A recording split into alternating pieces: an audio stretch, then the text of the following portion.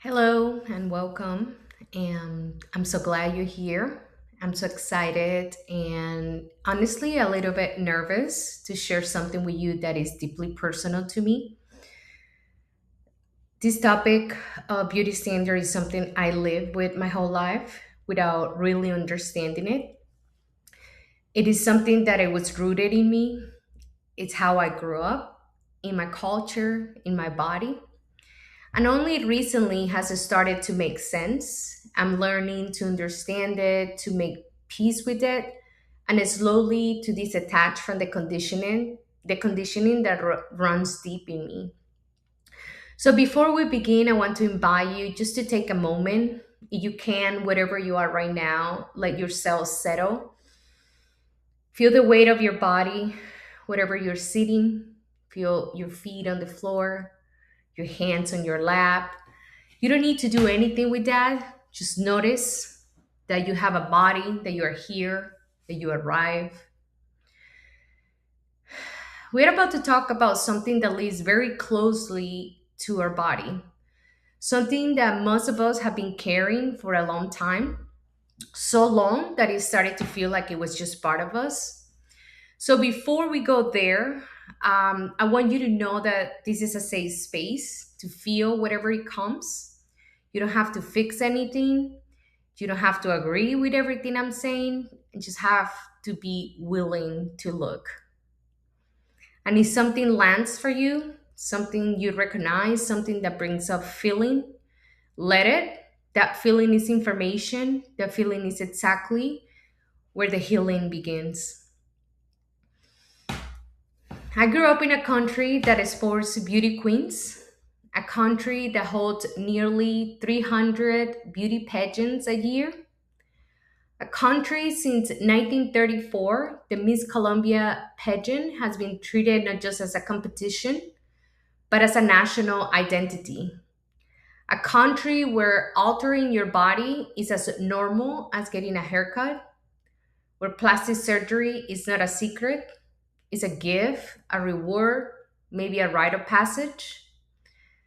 Growing up in that country as a woman, I remember feeling like there was a mold, a very specific mold of what women was supposed to look like or was supposed to be. And what I didn't know it was that mold was not natural. It was built.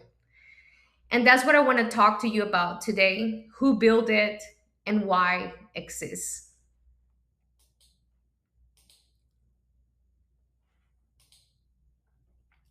What I didn't know then, and what I want to share with you today, is that the feeling of not belonging, it wasn't a personal failure. It was a system working exactly as it was designed to. And today I want to talk about those beauty standards, not just what they look like, but where they come from, why do they exist, and importantly, what it causes women when we carry them in our bodies. Maybe some of these feel familiar to you too.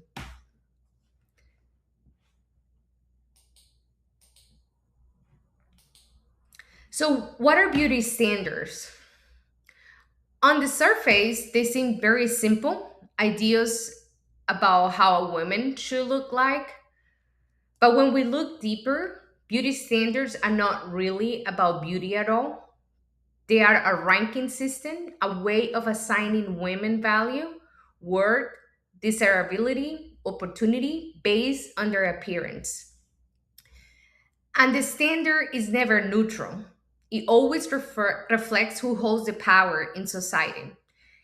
It tells women this is the body that is acceptable, this is the face that is worthy. Everything else, shrink or fix or hide, or sometimes we have to apologize for. Since 1934, Mi Colombia National Beauty Pageant runs every single year. Many of them are tied to regional identities, celebrating coffee, music, but always celebrate centering the women body as the symbol of that identity.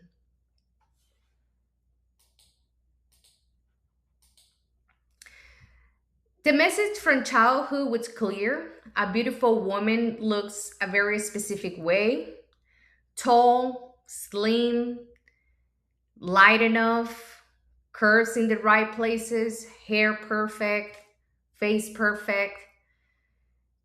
Contestants in these pageants undergo an average of two plastic surgeries per competition, but not because they want to, but because the standard demanded.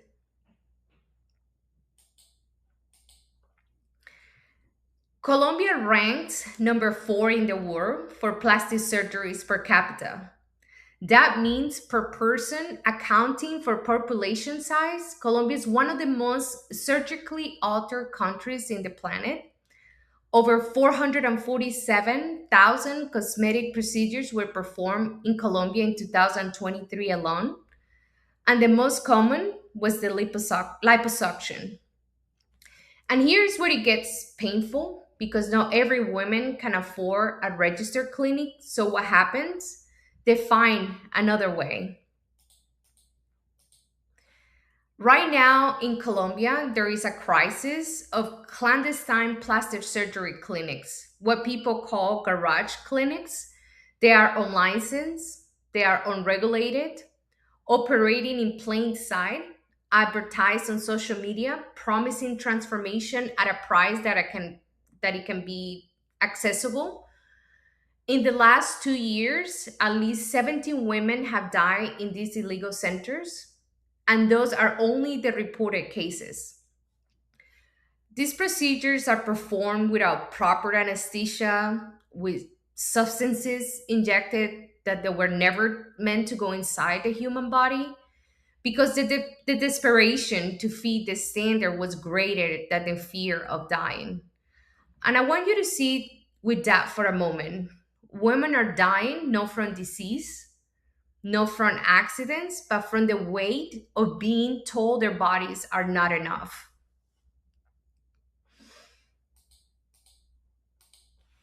So where does this come from? Beauty standards don't appear from nowhere.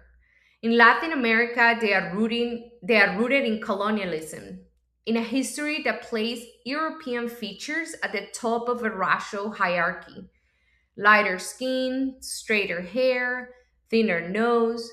The colonial gaze became the beauty standard. And then capitalism arrived and say, well, there's money in this insecurity. The beauty industry globally is worth about $500 billion.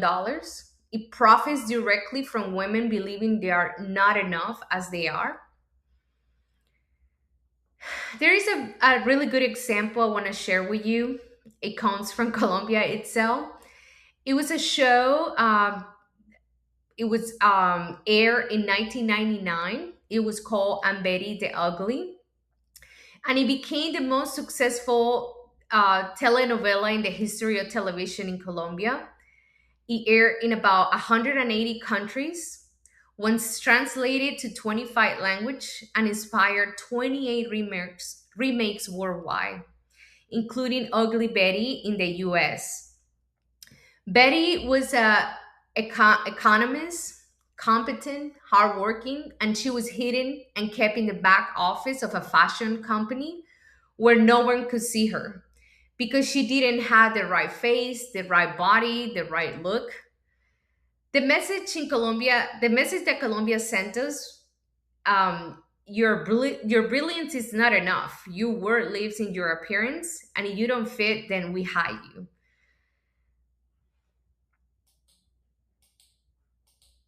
So why all this? Where does it exist? Why? So we understand now that beauty standards come from the history, the culture, the economics, but there is another layer we need to look, because the question is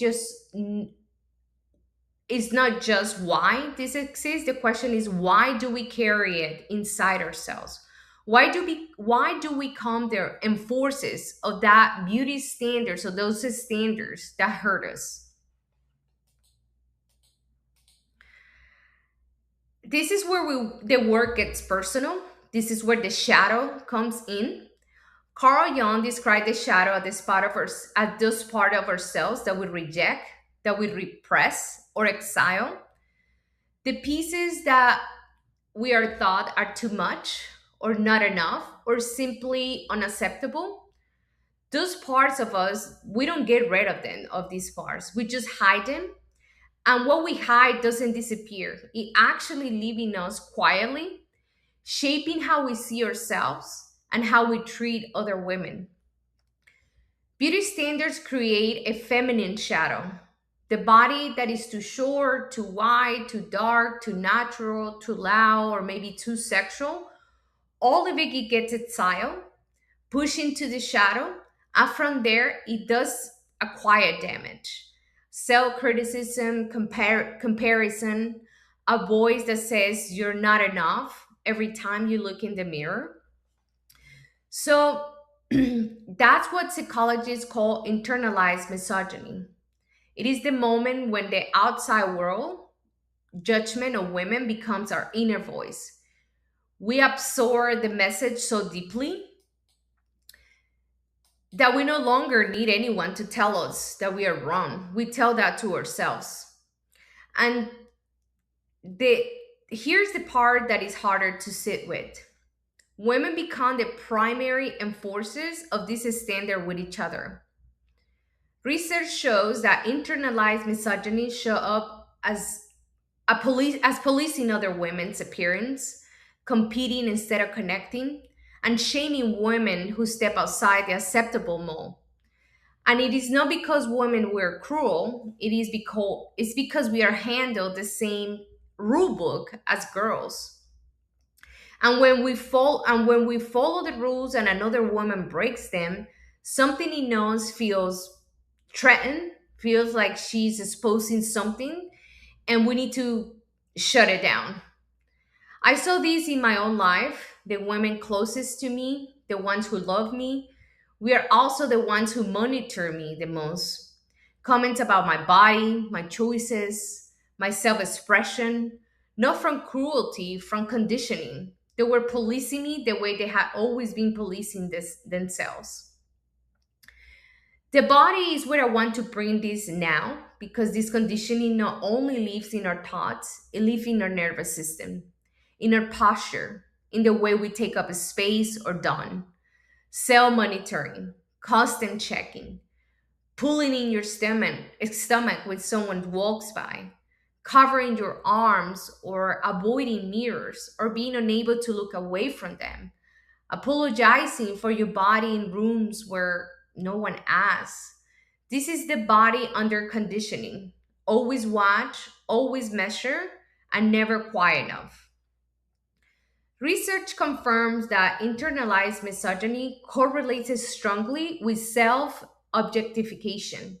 The experience of watching yourself from the outside, as if you are an observer of your own body, rather than inhabited. You stop living in your body. I know this pattern in myself. I self monitoring, the performing, the shrinking. I didn't call it that then. I just thought that was what it meant to be a woman.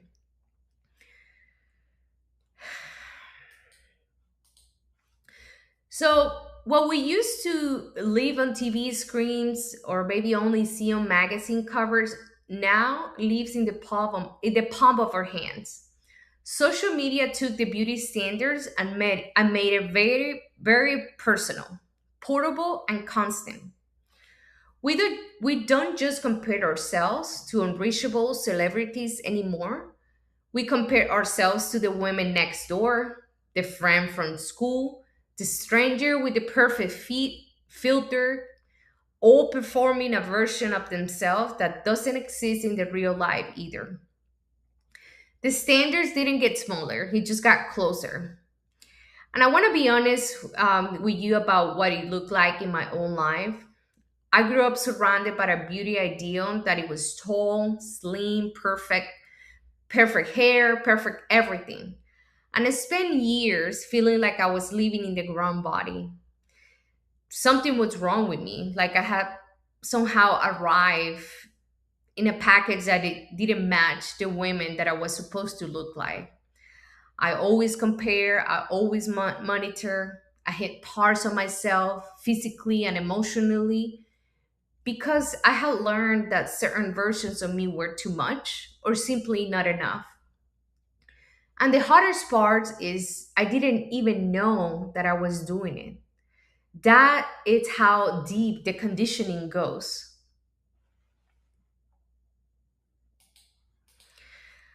And now, and I know I'm not alone in this because this pattern has name, they have names.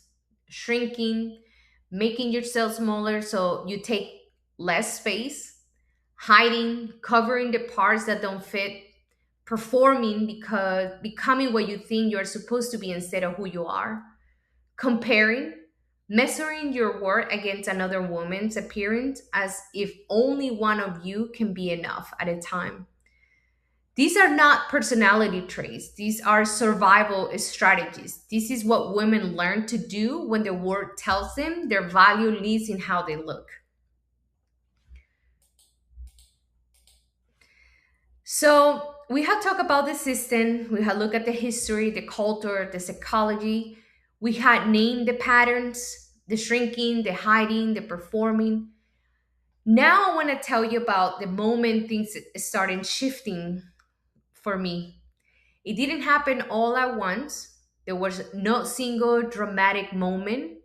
It was more like a slow process and a question that kept getting louder until I couldn't ignore it anymore. And the question was very simple: whose voice is this? When I look in the mirror and I didn't feel and did I felt not enough. I always wonder whose voice is that? When I monitor myself, when I compare, when I shrank, who taught me that? Because it wasn't mine, it never was. Whose voice is this was the beginning of everything for me. Coming into the somatic education, the study of the body as a place of wisdom, not just appearance, gave me a completely different relationship with myself. For the first time, I started to ask, no, how does my body look, but what does my body feel right now? That shift sounds small, but it's not as small at all. It was everything. I also began to understand that I'm not just healing for myself. I am the first woman in my lineage to name this, to question it, to refuse it.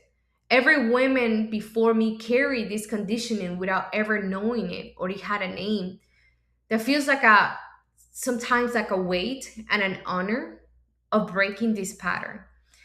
And that brings me to what I really want to leave you with you today because this is was never about what was wrong. It was always about what is possible. I want to start by saying what healing from beauty standard conditioning is not. It's not waking up one day and loving everything about yourself. It is not toxic positivity. It is not pretending that the standard doesn't exist or that it hasn't hurt you. Real healing is quieter and really more honest.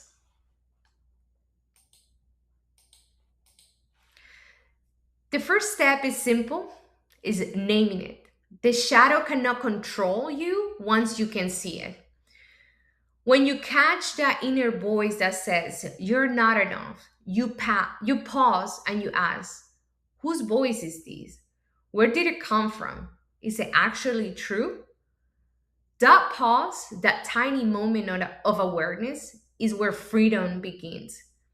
Not in a dramatic transformation, in that simple pause.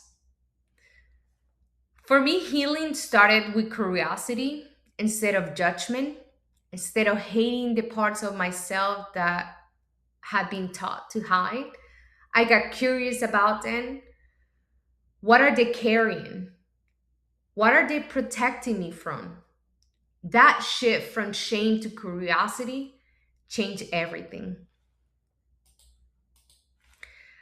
From a somatic perspective, healing means returning to the body as a home, not as a project, not as a thing to be fixed or optimized or judged, a place to actually live from. This means learning to feel your body from the inside, the sensations, the breath, the presence, rather than watching it from the outside. It means asking what your body needs instead what it looks like. It means trusting the intelligence that lives in your flesh and in your bones, not just in the thoughts.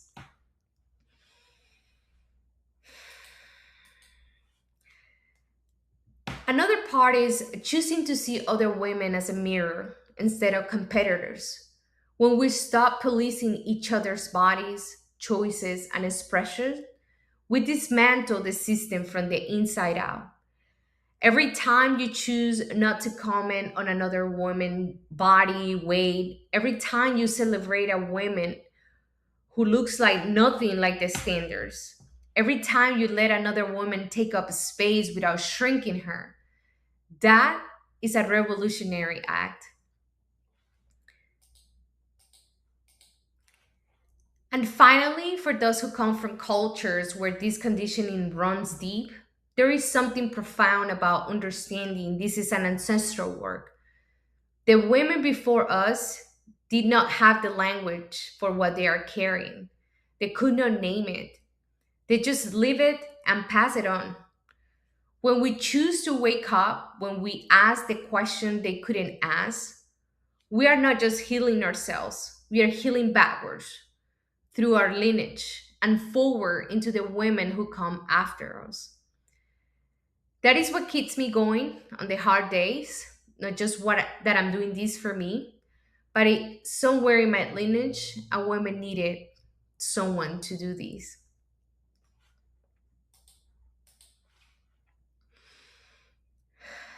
Before I close, I want to leave you with one question, not a question to answer out loud, just something to sit with.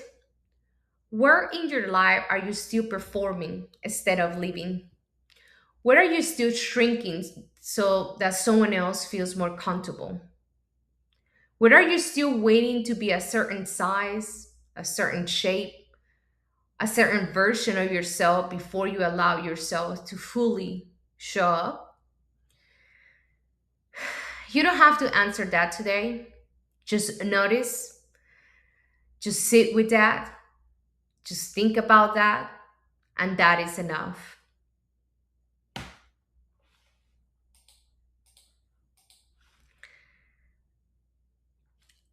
I don't fit the mold I was handed. I have spent years learning that this is not a problem to be solved. It is a freedom to be claimed. The standard was never built for our liberation. It was built for our compliance. And every woman who dares to question it, to feel herself from the inside, to take up space without apology, she's doing something quite revolutionary. You're allowed to be exactly who you are in the body you have right now. No after you fix anything, no after you become anything. Right now. Thank you so much for being here, for watching this. This has been a presentation on the beauty standards and the shadow feminine. If something is in this video touch you, share it with a woman who needs to hear it because that's how we heal, not alone, together. Thank you so much.